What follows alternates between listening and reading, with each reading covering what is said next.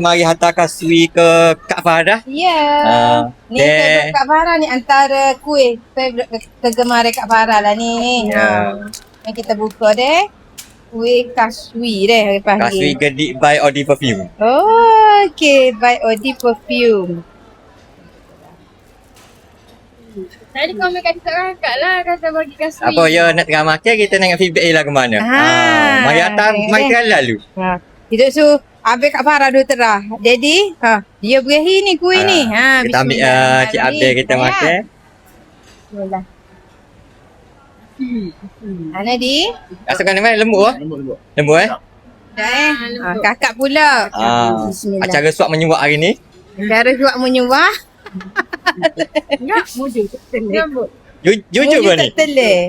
Dah Okey, Mami pula. Mami pula acara menyuap hari ni. Cara suap menyuap hari ni, Mi. Cara mana, Mi? Lembut deh. Lembut. Lembut Lembut. Betul dah lah apa nama gedik tu. Bismillahirrahmanirrahim.